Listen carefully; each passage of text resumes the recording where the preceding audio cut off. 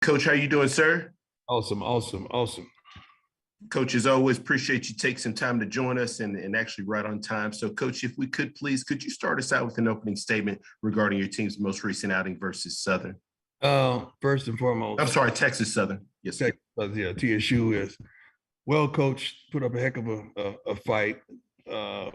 Great character. Usually when we play teams, we deal with all the foolishness and the talking back and forth. This coach did a great job. Very great character team. First sellout. TSU. I'm sorry. We're happy with that because we're happy with all the SWAC helping one another reach those pinnacles. We're proud of that. Fast start, 21 points in the first quarter, didn't score the second quarter. Not indicative of how we get down. In red zone, we scored 45 times.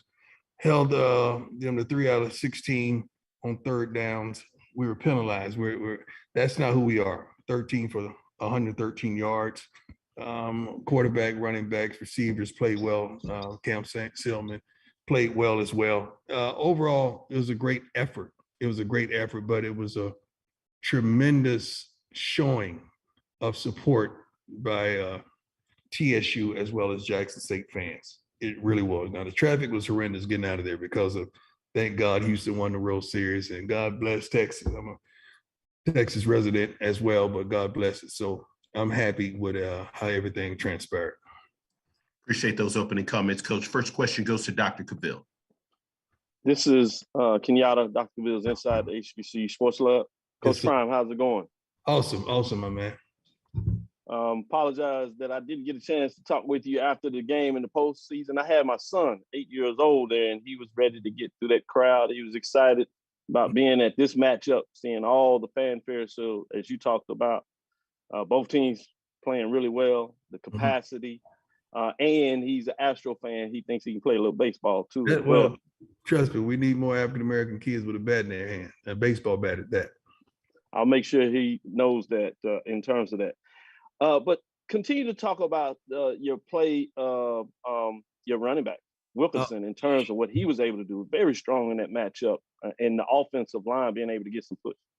Well, you got to understand TSU surrendered, I think, over 190 yards a game for the season on an average. And we set our goals to go out there and run the ball, establish the run. They had a defense that they dropped 7 or 8 consistently. They didn't want Shador to shred them apart like a lot of teams are doing now. They're dropping into coverage and they're daring us to run, trying the physicality of our offense. Our offense was extremely physical. We ran the ball tremendously successful.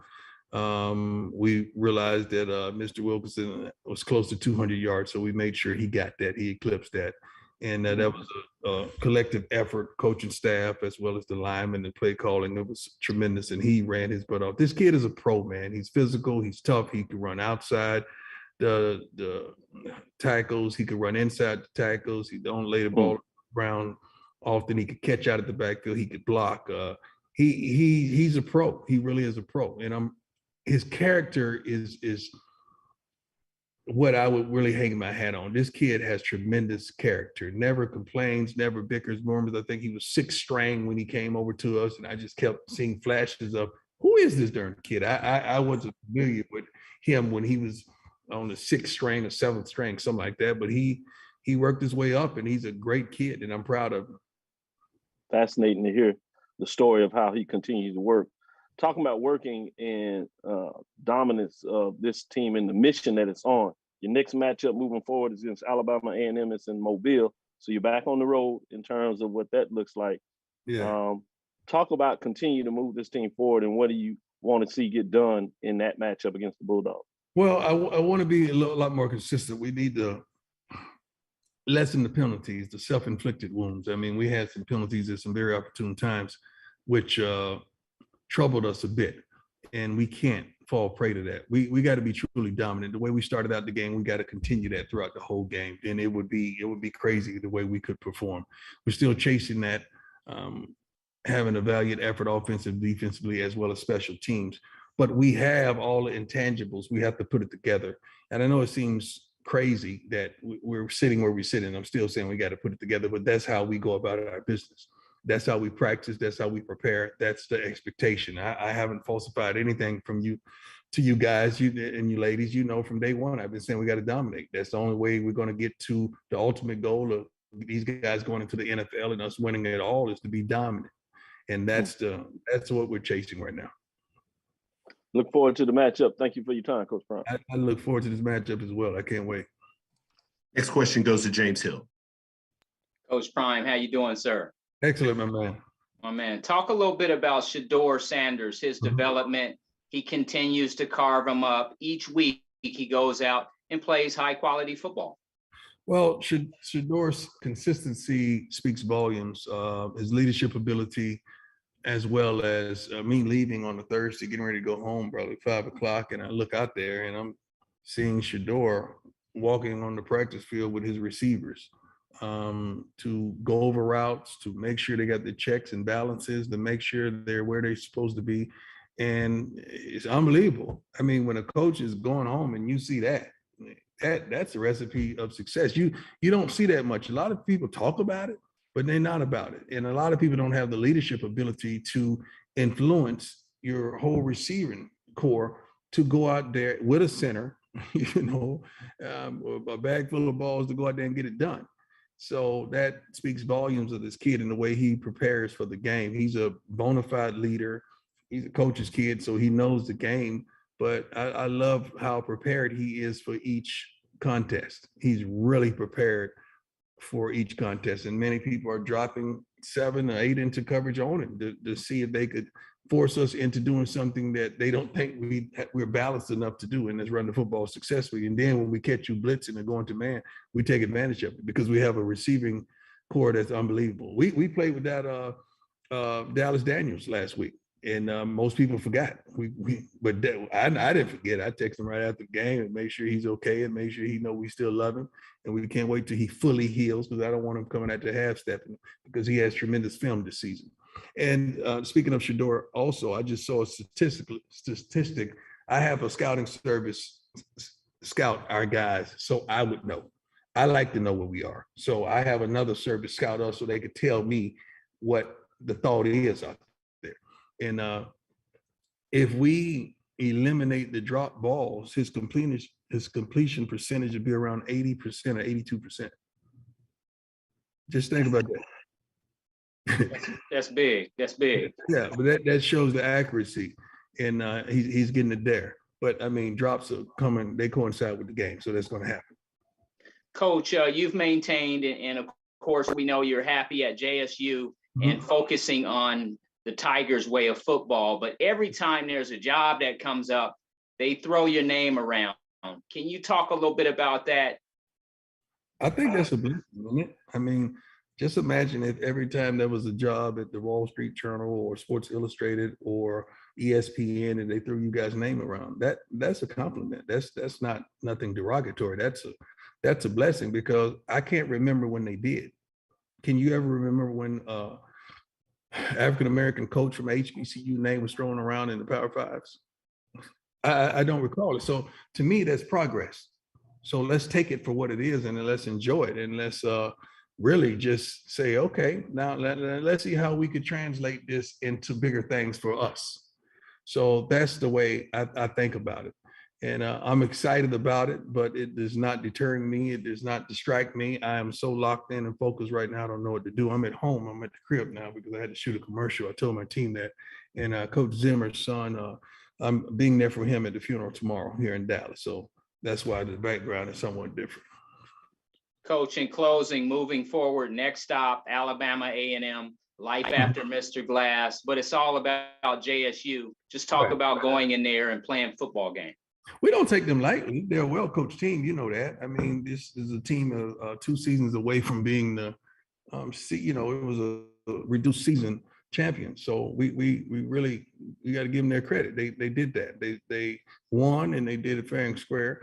And we got to go in there and approach them like they're at that level because anybody could be had in the SWAC, and you know that in football period. So we're going to go in there and try to pick up where we left off and try to be dominant, pick up where we left off a year ago, pick up where we left off this past week, and pick up where we left off last week. We're going to go in there and try to beat the brakes off them. That's just who we are. They're going to try to do the same. There's nothing disrespectful about that. That's how we go about our business. I don't dislike any coaches. I don't dislike any players. I'm not built like that. Do I want to beat everyone down? Surely so.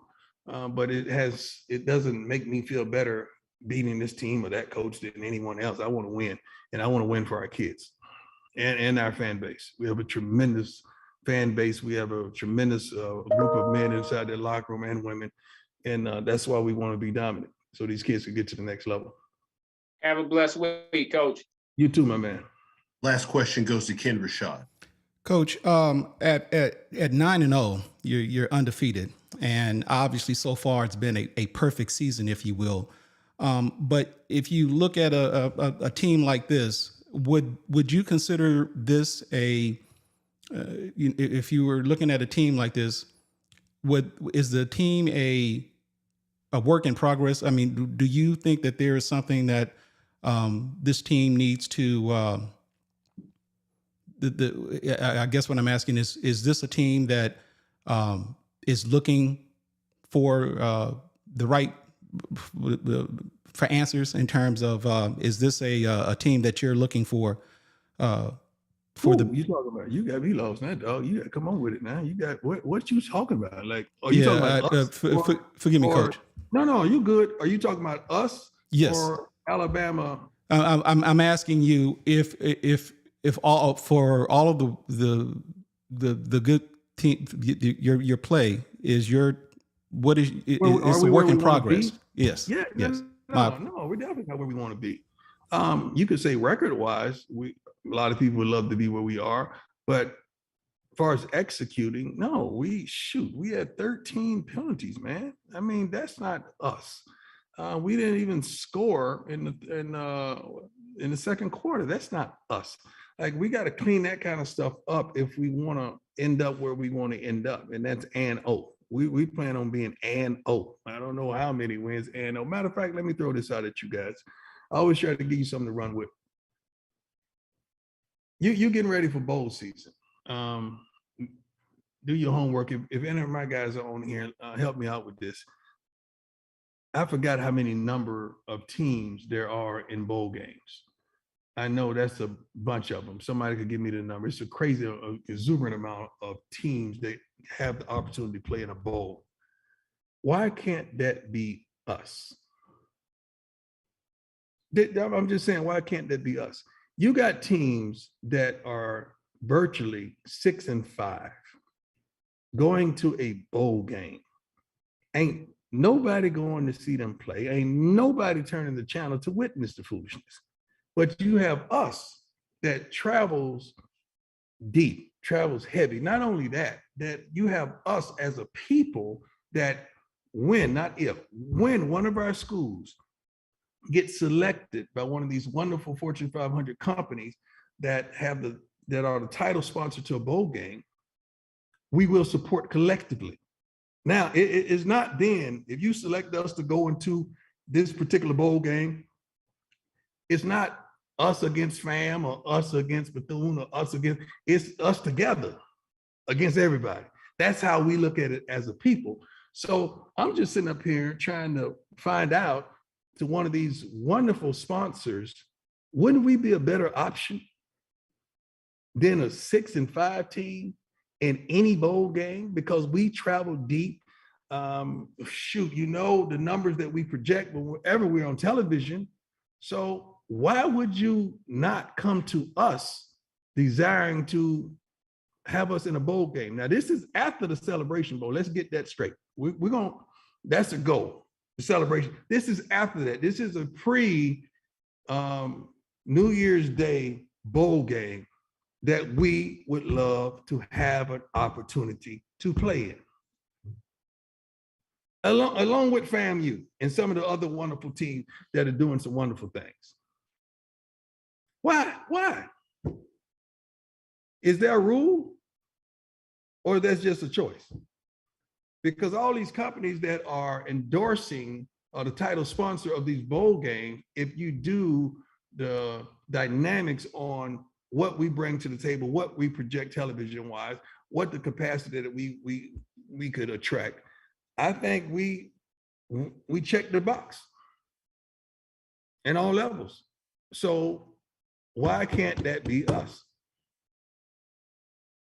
So now what we need to do, I need you guys to help me with all the pre-New Year's Eve day bowl games, and let's just look at all of them. And just go down the line. And then I'm gonna start calling them. You know, like I don't think Pepsi has a bowl game. But just say, for instance, one of my sponsors, a Pepsi has a bowl game wherever. Wouldn't you want it to be us? Because of what we bring to the table, especially if it's pre-New Year's Day. And then there's also a purse that comes with that game that we would love to have that can help us as a program tremendously. But not only that, give our kids some exposure and expose them to other things in life where they get to go somewhere for 3 or 4 days in another city and just have a wonderful time, as well as prepare to dominate that game. I'm just throwing that out there, ladies and gentlemen. And I need your legs and your pins and your fingers to get to it. You know how we are when we work together. When we work together, boy, we can do anything. Just a question that we're gonna throw out there. Coach Sanders, as always, we appreciate your time. Look forward to speaking to you again next week. Thank you. God bless you. Thank you.